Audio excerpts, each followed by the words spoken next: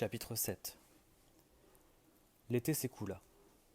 En septembre, les cours reprirent.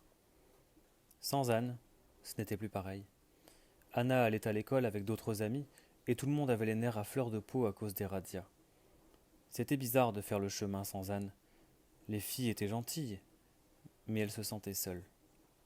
Personne n'avait la verve d'Anne, personne ne savait la taquiner comme elle. Et elle n'avait plus personne à taquiner. Anna pensait souvent à la dernière fois où elles avaient fait ce trajet ensemble. C'était un vendredi de la fin juin, une journée très importante. Elles avaient quitté la maison un peu plus tôt que d'habitude, parce que ce jour-là, on affichait les résultats de leurs examens. C'était la veille des vacances d'été. Anna s'interrogeait tout haut. Oui ou non, ses notes seraient-elles suffisantes? Anne, rejetant en arrière les épais cheveux noirs dont elle était si fière, lui affirmait qu'elle ne serait pas pire que les siennes. Elle n'était pas inquiète, ses parents n'accordaient que peu d'attention à ses résultats scolaires. Puis, d'autres élèves les avaient rejointes et elles avaient continué ensemble. Un camion rempli de soldats était passé bruyamment devant cette bande de filles qui portaient toutes l'étoile jaune. Ces étoiles d'un jaune vif, descendues droit de la Voie lactée. Le vacarme des roues avait dispersé les mouettes qui s'étaient envolées en poussant des cris stridents.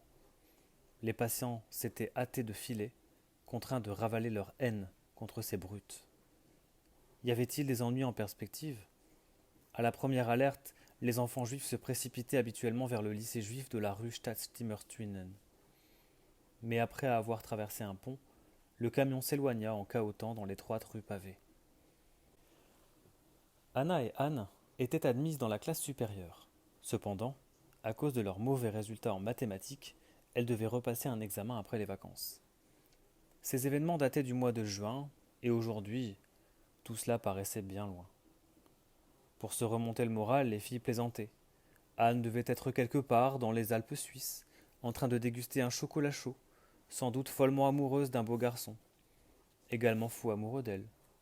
Et elle riait. Parfois, un homme portant l'emblème des partisans de Hitler, un piège à loup, regardait fixement leurs étoiles jaunes. Vu le tour que prenaient les événements, il devenait de plus en plus dangereux de quitter ses parents une journée entière. Anne avait peut-être bien fait de partir. Au moins, elle n'était plus coincée à Amsterdam, à la merci des nazis. Les jours d'automne raccourcissaient. Le temps devenait humide et désagréable. On n'avait eu aucune nouvelle d'Alfred depuis son départ pour le travail forcé. Où qu'il fût, il n'avait pas le droit d'écrire. Anna se présenta seule à l'examen de maths qu'elles auraient dû passer ensemble, Anne et elle. Elle était très inquiète et le réussit de justesse. Tous les matins, Anna examinait la salle de classe. Chaque semaine, 2 ou 3 places se vidaient. Lorsque le professeur appelait le nom d'une absente, il levait les yeux de son registre pour demander si quelqu'un avait des informations. Personne ne savait jamais rien. Tout ce qu'on pouvait dire, c'était qu'une autre camarade avait disparu. Comme Anne Frank. Au bout d'1 ou 2 semaines, le professeur passait ce nom en faisant l'appel. Qui sera la suivante? Moi? Ma famille? Se demandait Anna. Tous les enfants se posaient la même question. Parfois, l'après-midi, elle voyait Jacques. Elle se sentait plus proche d'elle qu'avant. Pourquoi j'étais si jalouse de Jacques? S'interrogeait-elle. Le 14 juin, elle s'était réunie chez Anne pour son anniversaire. Anna se souvenait très bien de cette fête. C'était le dimanche qui suivait le jour de sa naissance. En réalité, le 12. Il faisait très chaud. Anna avait mis sa plus jolie robe. Heureuse, Anne contemplait la pièce pleine d'amis qui mangeaient, buvaient, bavardaient et s'amusaient. Monsieur et Madame Franck remplissaient les assiettes d'une excellente tarte aux fraises, spécialité de Madame Franck, et servaient des verres de lait. Ce jour-là, Margot était très belle. Aux yeux d'Anne et de Anna, Margot incarnait la perfection. Elles enviaient ses lunettes d'adulte qui la rendaient encore plus jolie, tout en lui donnant l'air intelligent. Margot était brillante, obéissante, calme et sérieuse. Elle était bonne en maths et bonne en tout.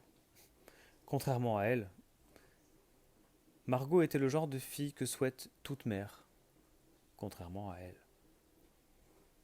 Après le goûter, on avait tiré les stores pour projeter un film, en se servant du mur comme écran. Le film s'intitulait Le gardien de phare et avait pour héros Rintintin, un berger allemand. Rintintin surgissait de nulle part pour sauver le gardien du phare et son enfant d'un terrible danger. Depuis que les salles de cinéma leur étaient interdites, c'était le seul moyen pour les Juifs de voir des films. Les invités avaient bruyamment encouragé Rintintin à saisir le méchant à la gorge pour le forcer à se mettre à genoux, exactement ce qu'ils auraient souhaité faire aux nazis. Anne aurait adoré avoir un chien comme Rintintin. Anna ne voulait pas de chien. Elle en avait peur. Elle préférait voir courir l'animal sur l'écran plutôt qu'en vrai, prêt à bondir pour lui flairer les pieds. L'autre ennemi des chiens, le chat Morty, avait quitté la pièce en remuant la queue d'un air dédaigneux. Après le film, Anna avait dû rentrer et aider sa mère à s'occuper de Gaby, parce qu'Irma avait la migraine. Elle s'était mise en quête d'Anne pour lui dire au revoir, mais Anne avait disparu. Elle l'avait finalement retrouvée en compagnie de Jacques.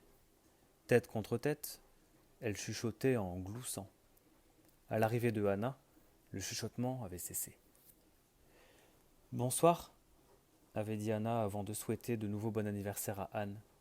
Celle-ci avait répondu qu'elle se retrouverait le lendemain pour aller en cours, et Anna était partie. En repensant à cette chaude journée d'anniversaire, Anna se dit « Oui, j'étais jalouse de Jacques. Je ne voulais pas partager Anne avec elle. Si j'avais su ce qui allait se passer, je ne me serais pas fait tant de soucis.